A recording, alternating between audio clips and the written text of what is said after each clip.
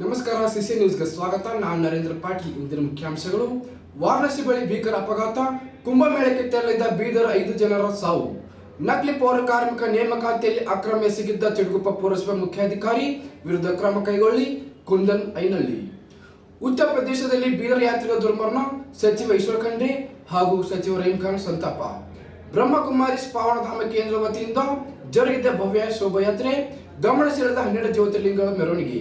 ವಾರಣಾಸಿ ಬಳಿ ಭೀಕರ ಅಪಘಾತ, ಕುಂಭಮೇಳಕ್ಕೆ ತೆರಳಿದ್ದ 5 ದುರ್ಮರಣ. ವಾರಣಾಸಿಯ ಮಿರ್ಜಾಮುರತ್ ನಗರದಲ್ಲಿ ಬಳಿ ಭೀಕರ ಅಪಘಾತ, ಬೀದರ್ನ 5 ಜನರ ಸ್ಥಳದಲ್ಲಿ ಸಾವು, 7 ಜನರಿಗೆ ಗಂಭೀರ ಗಾಯ.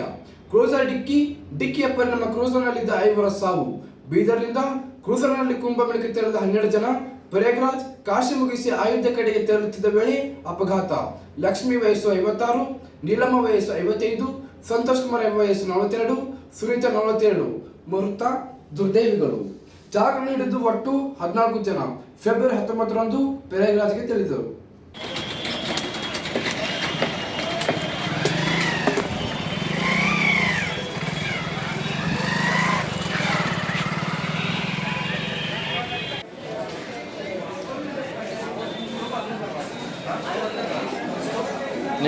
पूछो हम उनके नहीं लेना है। ये लोग साथ में तो नहीं लेना है ना फोटो भैया।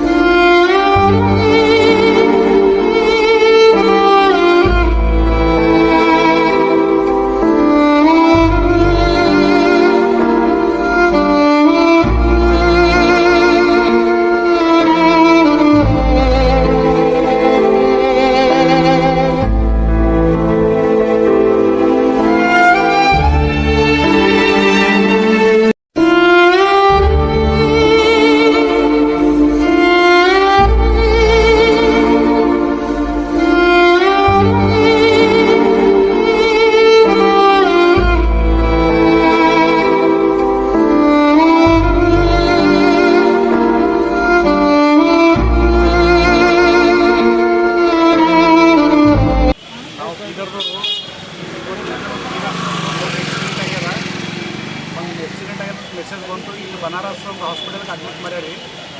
ಅದರಲ್ಲಿ ಟೋಟಲ್ 11 ಜನದ 5 ಜನ ಸತ್ತಾರ, 6 ಜನ ಅರ. ಅದ್ರಾಗ ಇನ್ನೊಬ್ಬರು ಸೀರಿಯಸ್ ಅರ, ಉಳಿದೋರ್ ಕಂಡೀಷನ್ ಭಾಳ ಚಲೋ ಅದ. ಇಲ್ಲೆಲ್ಲ ಟ್ರೀಟ್ಮೆಂಟ್ ಭಾಳ ಚೆನ್ನಾಗಿ ನಡೀತಾ ಇದೆ. ಈಗ ಲೋಕಲ್ ಹಾಸ್ಪಿಟಲ್ ಆಗಲಿ ಎಲ್ಲರೂ ಅದು ಕೇರ್ ಮಾಡ್ತಾಯಿದ್ದಾರೆ. ಮೇಲಾಗಿ ನಮ್ಮದು ಈಶ್ವರ್ ಖಂಡ್ರೆ ಸಾಹೇಬರು ಅವರು ಒಬ್ಬರು IPS ಆಫೀಸರ್ನ ಕಳಿಸ್ಕೊಟ್ಟಾರೆ ಇಲ್ಲಿ, ಚೆನ್ನಪ್ಪ ಸರ್ ಅಂತ. ಅವರಿಗೆ ಇದ್ದಾರೆ. ಎಲ್ಲ ಟ್ರೀಟ್ಮೆಂಟ್ ಎಲ್ಲ ಚೆನ್ನಾಗಿ ನಡೀತಾ ಇದೆ. ಬಟ್ ಏನಿದ್ರು ಎಲ್ಲ ಒಳ್ಳೆಯದಿದೆ, ಎಲ್ಲ ಆರಾಮಾಗಿದೆ. ಅವ್ರ ಮನೆಯವ್ರು ಯಾರು घबरासಬೇಡ್ರಿ. हाँ, यहाँ पे कर्नाटक दूर से एक टीम आई थी, टूर आया था क्रूजर से। एक में 15 लोग थे ड्राइवर के साथ में। तो वो रात को 12 बजे काशी विश्वनाथ का दर्शन किए और सुबह 5 बजे चल दी यहाँ से। जो उसमें थे सवारी जो उन्होंने बोला कि ड्राइवर अभी सो, अभी तो ड्राइवर ज़बरदस्ती लेके गया कि नहीं हम नींद पूरी हो गई, हम चलते हैं, कोई दिक्कत नहीं है। यहाँ से चला 5 साढ़े 5 बजे, 6 साढ़े 6 बजे मिर्जा मुराद जगह है वाराणसी डिस्ट्रिक्ट, वहीं पे उसकी आँख झपकी मारी, नींद लग गई और दूसरी गाड़ी से टक्कर आ गई। ऑन द स्पॉट 5 लोगों की डेथ हो गई। बाकी घायल है जिनका BHU और ईस्टर्न यूपी का सबसे बड़ा ट्रॉमा सेंटर है, उसमें इलाज चल रहा है। इतने भी घायल हैं, अच्छा इलाज चल रहा है। सभी डॉक्टरों की टीम और नर्स को लगा दिया गया है। जितने भी हैं उनको पैसा भी नहीं लगना चाहिए, बढ़िया से हो। ಚಿಡುಗುಪ್ಪ ಪುರಸಭೆಯಲ್ಲಿ 6 ಜನ ನಕಲಿ ಪೌರ ಕಾರ್ಮಿಕರನ್ನು ನೇಮಕ ಮಾಡಿ ಸರ್ಕಾರಕ್ಕೆ ವಂಚಿಸಿದ ಅಲ್ಲಿಯ ಪುರಸಭೆ ಮುಖ್ಯಾಧಿಕಾರಿ ಹುಸಮುದ್ದೀನ್ ಬಾಬಾ ಮತ್ತು ಪ್ರಥಮ ದರ್ಜೆ ಸಹಾಯಕ ಚಿದಾನಂದ ಪತ್ರಿ ಅವರ ವಿರುದ್ಧ ಕಾನೂನು ಕ್ರಮ ಜರುಗಿಸಬೇಕೆಂದು ಸಾಮಾಜಿಕ ಕಾರ್ಯಕರ್ತ ಕುಂದನ್ ಐನಲ್ಲಿ ಆಗ್ರಹಿಸಿದರು. ನಗರದ ಜಿಲ್ಲಾ ಪತ್ರಿಕಾ ಭವನದಲ್ಲಿ ನಡೆಸಿದ ಸುದ್ದಿಗೋಷ್ಠಿಯಲ್ಲಿ ಮಾತನಾಡಿ 2018ರಲ್ಲಿ ಈಗಿನ ಪುರಸಭಾ ಮುಖ್ಯಾಧಿಕಾರಿ ಹುಸಾಮುದ್ದೀನ್ ಬಾಬಾ ಹಾಗೂ ಸಿಬ್ಬಂದಿ ಚಿದಾನಂದ ಪತ್ರಿ ಅವರು 2018ರಲ್ಲಿ 44 ಜನ ಪೌರ ಕಾರ್ಮಿಕರನ್ನು ನೇಮಕಾತಿ ಮಾಡಿಕೊಂಡಿದ್ದರು. ಅದರಲ್ಲಿ 19 ಜನರ ವಯಸ್ಸು ಕಾನೂನು ಅಡಿಯಲ್ಲಿ ಬರುವುದಿಲ್ಲ ಎಂದು ಅವರು ನೇಮಕಾತಿ ಕೈಬಿಟ್ಟಿದ್ದರು. ನಂತರ ಸರ್ಕಾರದ ಹೊಸ ಸುತ್ತೋಲೆ ಪ್ರಕಾರ 2023ರಲ್ಲಿ ಕೈಬಿಟ್ಟು 19 ಜನರನ್ನು ಪುನಃ ನೇಮಕ ಮಾಡಿಕೊಂಡಿದ್ದು, ಅದರಲ್ಲಿ 13 ಜನರ ದಾಖಲಾತಿಗಳು ಕ್ರಮಬದ್ಧವಾಗಿರುತ್ತದೆ. 6 ಜನರಾದ ಶರಣಪ್ಪ ತಂದೆ ಮಡೆಪ್ಪ, ಕಂಚಮ್ಮ ಗಂಡ ಪ್ರಹ್ಲಾದ್, ಲಲಿತಾ ಗಂಡ ಮಾಣಿಕರಾವ್, ಇಂದುಮತಿ ಗಂಡ ಮನೋಹರ್, ಸುನೀತಾ ಗಂಡ ಬಸವರಾಜ್, ಭೀಮಣ್ಣ ತಂದೆ ಶರಣಪ್ಪ ಇವರ ವಯಸ್ಸಿನಲ್ಲಿ ಈ ವಿಚಾರವಾಗಿ ಈಗಾಗಲೇ ರಾಜ್ಯ ಸರ್ಕಾರದ ಪೌರಾಡಳಿತ ನಿರ್ದೇಶನಾಲಯದ ನಿರ್ದೇಶಕರಿಗೆ ಹಾಲಿ ಪೌರಾಡಳಿತ ಸಚಿವ ರಹೀಂ ಖಾನ್, ಹಿಂದಿನ ಜಿಲ್ಲಾಧಿಕಾರಿ ಗೋವಿಂದ ರೆಡ್ಡಿ, ಇಂದಿನ ಜಿಲ್ಲಾಧಿಕಾರಿ ಶಿಲ್ಪಾ ಶರ್ಮಾ, ಸಹಾಯಕ ಆಯುಕ್ತರು ಬಸ್ಗಳು ಇವೆಲ್ಲದಕ್ಕೂ ಮೀಸಲಾಗಿ ಬೀದರ್ ನಗರಾಭಿವೃದ್ಧಿ ಕೋಶದ ಯೋಜನೆ ನಿರ್ದೇಶಕ ಮೋತಿಲಾಲ್ ನಮನಿ ಅವರಿಗೂ ಸಹ ಈ ಕುರಿತು ದೂರು ಸಲ್ಲಿಸಿದರೂ ಯಾವುದೇ ಪ್ರಯೋಜನ ಆಗಲಿಲ್ಲ. ಇತ್ತೀಚೆಗೆ ಪುನಃ ಮೋತಿಲಾಲ್ ನಮನಿ ಅವರಿಗೆ ಮೌಖಿಕವಾಗಿ ವಿಚಾರಿಸಿದಾಗ ಎಲ್ಲವೂ ಸರಿಯಾಗಿದೆ ಎಂದು ನನಗೆ ಏಕವಚನದಲ್ಲಿ ಸಂಭವಿಸಿದಲ್ಲದೆ ಈ ವಿಚಾರವಾಗಿ ನೀನು ಯಾರಿಗಾದರೂ ದೂರು ಸಲ್ಲಿಸಬಹುದೆಂದು ಗದರಿಸುತ್ತಾರೆ ಎಂದು ಆರೋಪಿಸಿದರು. ನೇಮಕಾತಿಯಲ್ಲಿ ಅಕ್ರಮ ಎಸಗಿದ ಪುರಸಭಾ ಮುಖ್ಯಾಧಿಕಾರಿ ಹುಸಾಮುದ್ದೀನ್ ಬಾಬಾ, ಎಫ್ಡಿಸಿ ಚಿದಾನಂದ ಪತ್ರಿ, ಹಾರಿಕೆ ಉತ್ತರ ನೀಡಿ ಡಿಯುಡಿಸಿ ಪಿಡಿ ಮೋತಿಲಾಲ್ ನಮನಿ ಜೊತೆಗೆ ಅಕ್ರಮವಾಗಿ ನೇಮಕಗೊಂಡ ಮೇಲೆ ತಿಳಿಸಿದ 6 ಜನ ಪೌರ ಕಾರ್ಮಿಕ ನೇಮಕಾತಿಯನ್ನು ರದ್ದುಪಡಿಸಲದೆ ಅವರ ವಿರುದ್ಧ ಕಾನೂನು ಕ್ರಮ ಕೈಗೊಳ್ಳಬೇಕೆಂದು ಹಿಂದಿನ ಜಿಲ್ಲಾಧಿಕಾರಿ ಗೋವಿಂದ ರೆಡ್ಡಿ ಆದೇಶ ಪ್ರಕಾರ ಕ್ರಮ ಜರುಗಿಸಬೇಕೆಂದು ಒತ್ತಾಯಿಸುತ್ತೇನೆ. ಈ ವಿಚಾರದಲ್ಲಿ ದಿವ್ಯ ಮೌನ ವಹಿಸಿದ ಪೌರಾಡಳಿತ ಸಚಿವ ರಹೀಂ ಖಾನ್ ಅವರ ವಿರುದ್ಧ ವಿಧಾನಸಭೆ ಸ್ಪೀಕರ್ ಯುಟಿ ಖಾದರ್ ಅವರಿಗೆ ದೂರು ಸಲ್ಲಿಸುವುದಾಗಿ ತಿಳಿಸಿದ್ದ ಕುಂದನ್ ಅವರು ಕೂಡಲೇ ನಕಲಿ ಪೌರ ಕಾರ್ಮಿಕ ವಿರುದ್ಧ ಹಾಗೂ ನೇಮಕಾತಿಗೆ ಸಂಬಂಧಿಸಿದ ಅಧಿಕಾರಿಗಳ ವಿರುದ್ಧ ಕ್ರಮ ಕೈಗೊಳ್ಳದೆ ಇದರಲ್ಲಿ ಕರ್ನಾಟಕ ಉಚ್ಚ ನ್ಯಾಯಾಲಯದ ಸಾರ್ವಜನಿಕ ಹಿತಾಸಕ್ತಿ ಅರ್ಜಿ ಸಲ್ಲಿಸುವುದಾಗಿ ಎಚ್ಚರಿಸಿದರು. ಹಗರಣದ ನಾನು ಒಂದು ಪ್ರೆಸ್ ಮೀಟ್ ಮಾಡ್ತಾ ಇದ್ದೀನಿ. ಚಿಡುಗುಪ್ಪದಲ್ಲಿ 2018ರಲ್ಲಿ ಸೆಲೆಕ್ಷನ್ ಒಂದು ಲಿಸ್ಟು ನನ್ನ ಹತ್ರ ಇದೆ. ಮತ್ತು 2023-24 ಕೂಡ ನನ್ನ ಹತ್ರ ಇದೆ. ಇವರು ADC ಅವರು ಕೊಟ್ಟಿದ್ದಾರೆ. ಇದರ ಸುಮಾರು 2018ರಲ್ಲಿ ಹುಸಾಮುದ್ದೀನ್ ಬಾಬಾ ಮತ್ತು ಚಿದಾನಂದ ಪತ್ರಿ ಅವರು ಅವಾಗಿಂದ ಇಲ್ಲಿವರೆಗೂ ಅವರೇ ಇದ್ದಾರೆ. 23-24ರಲ್ಲಿ ಕೂಡ ಸೆಲೆಕ್ಷನ್ ಅಲ್ಲಿ ಅವರೇ ಇದ್ದಾರೆ. ಮತ್ತೆ ಆ TCಗಳು ಅವಾಗಿನ ಡೇಟ್ ಆಫ್ ಬರ್ತ್ ಈಗಿನ ಡೇಟ್ ಆಫ್ ಬರ್ತ್ ನೋಡಿದರೆ ಅವ್ರಿಗೆ 7 ವರ್ಷ 8 ವರ್ಷ ಸಣ್ಣದಾಗಿ ಮಾಡಿದ್ದಾರೆ. ಜಿಲ್ಲಾಧಿಕಾರಿಗಳಿಗೂ ಕೂಡ ಮನವಿ ಸಲ್ಲಿಸಿದ್ದೀನಿ ಮತ್ತು SP ಸಾಹೇಬರಿಗೂ ಕೂಡ ಕೊಟ್ಟಿನಿ, ಲೋಕಾಯುಕ್ತರಿಗೂ ಕೂಡ ಕೊಟ್ಟಿನಿ ಮತ್ತು ಬೆಂಗಳೂರು ಜಾಯಿಂಟ್ ಡೈರೆಕ್ಟರ್ ಅವರಿಗೂ ಕೂಡ ಕೊಟ್ಟಿದ್ದೀನಿ.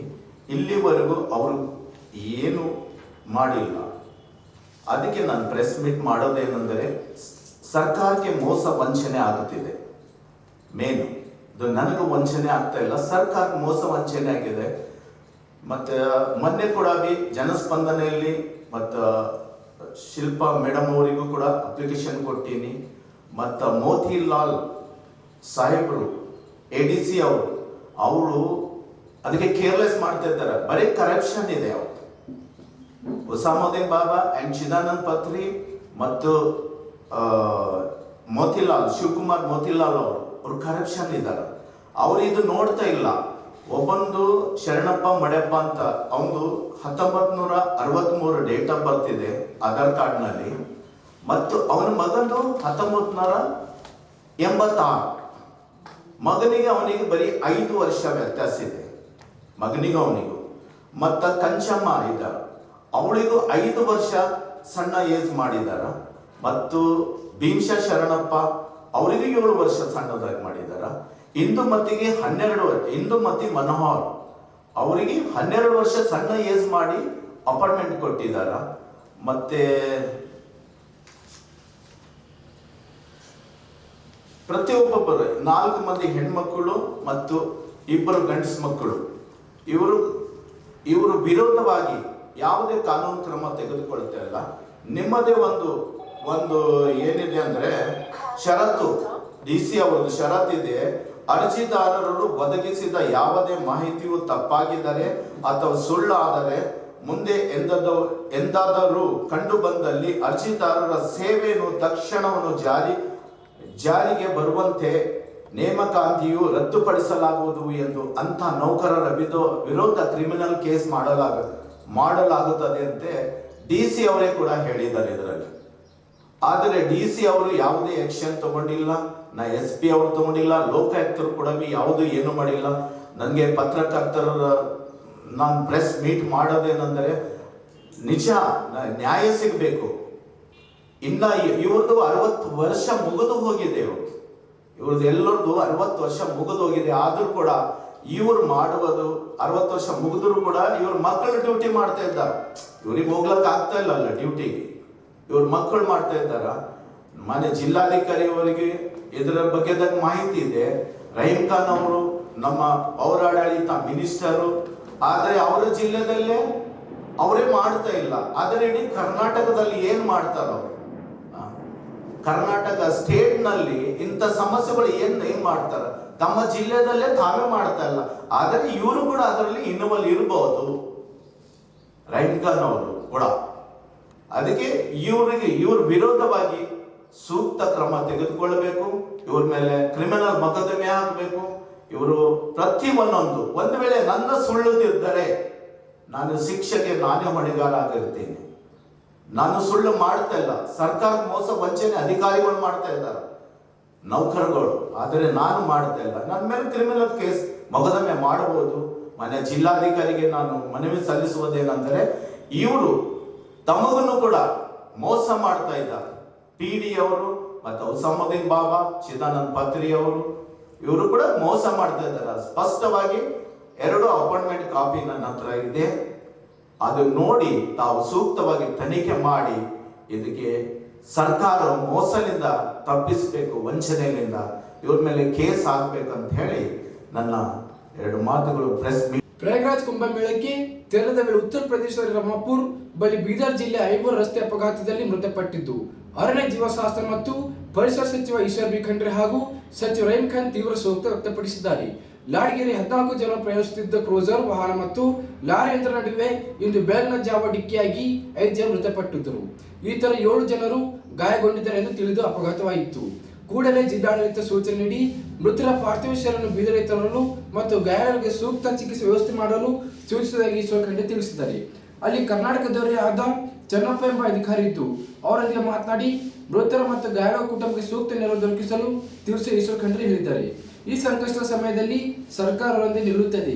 ಮೃತರ ಅಗಲಿಕೆ ನೋವನ್ನು ಸಹಿಸಿಕೊಳ್ಳುವ ಶಕ್ತಿಯನ್ನು ಅವರ ಕುಟುಂಬದವರಿಗೆ ದೇವರು ನೀಡಲಿ, ಗಾಯಾಳುವ ಬೇಗ ಗುಣಮುಖರಾಗಲಿ ಎಂದು ಪ್ರಾರ್ಥಿಸುತ್ತೇನೆ ಎಂದು ತಿಳಿಸಿದ್ದಾರೆ.